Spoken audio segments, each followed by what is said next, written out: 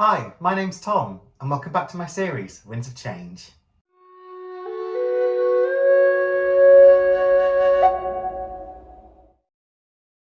So we've come to the last group of instruments in the series, the Irish flutes and tin whistles. As you can probably already tell by the amount of flutes we've covered in the rest of the series, the wooden flute that you can see on the left is a transverse flute, like the bansuri, the dietza, or the concert C flute. And the whistles on the right are fipple flutes.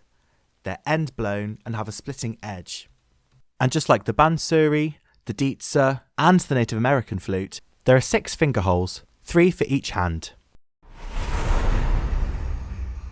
So this design of flute isn't actually indigenous to Ireland. This form of the flute is actually what preceded the Boehm system flute as we know it today. All flute music of European classical heritage would have been played on keyless transverse flutes just like these. Some say that Irish folk players kept playing on the flute because it was just cheaper and there was an abundance of second-hand wooden flutes to be playing and gigging with.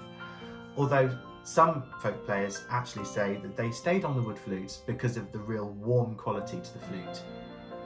It does resonate differently to a concert C flute in silver. It feels earthier, definitely.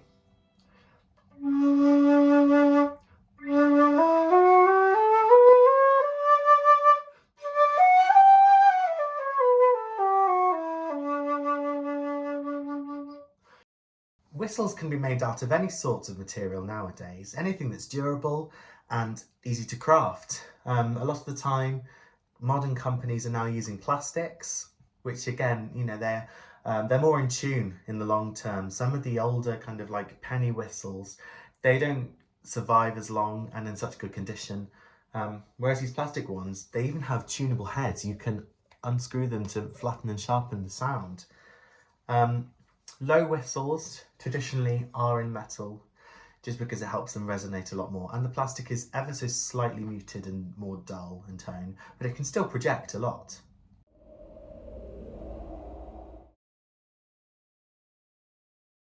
Most wooden Irish flutes are made in the key of D.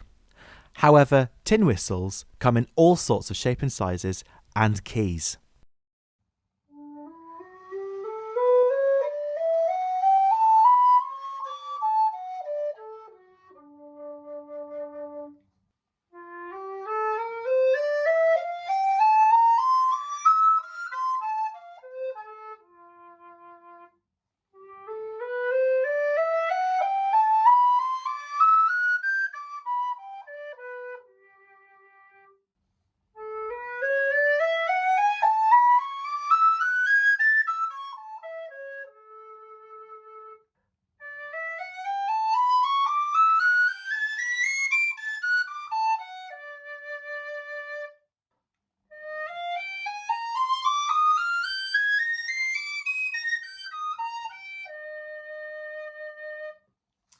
So again, just like on the bansuri and the dietza, I'm employing piper's grip.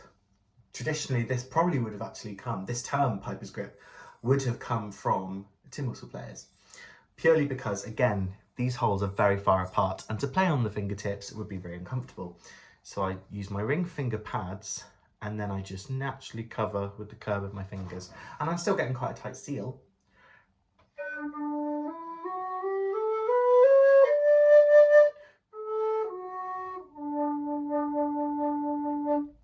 Granted, it still does feel very odd. There's less sensitivity in this part of the finger, and it will take some time to get used to, but it's definitely better for your posture and for your hands in the long run. Just as this is essentially another fipple flute, just like the Native American flute, the tuning is exactly the same. I can do fast, slow, it could be short and sharp, it can be sensitive, and also the vibrato is the same. Although there's one difference. The range on whistles is bigger than on the Native American flute. You can go a lot higher, and you have to modify your airstream ever so slightly when you get into the top end of the range.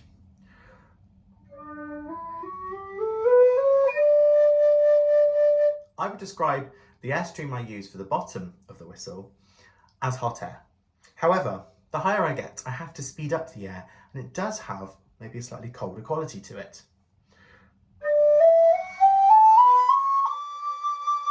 It also makes the instrument slightly louder, which I guess is good for the higher notes carrying through, but you do have to make up for it in the bottom. It is a little bit quieter.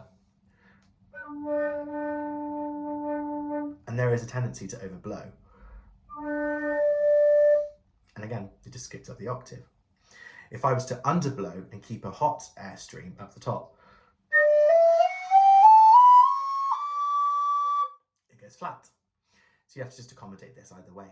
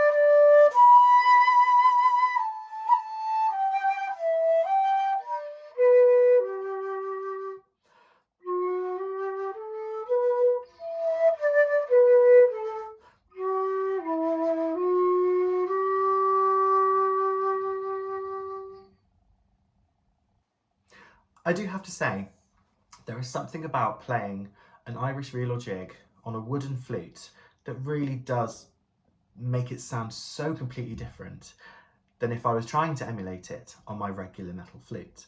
I think if I was to ever play a short encore like Danny Boy at the end of a flute recital, I would probably get a flute like this out because it's just a complete colour change.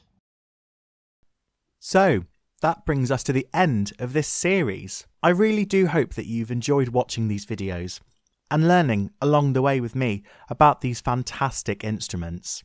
I also hope that I've inspired some enthusiasm within yourself to go out and discover something that's already there that you have no idea about. This set of discoveries will definitely impact my career, and I'm excited to see where it will take me. I'm Tom, and you've been watching Winds of Change.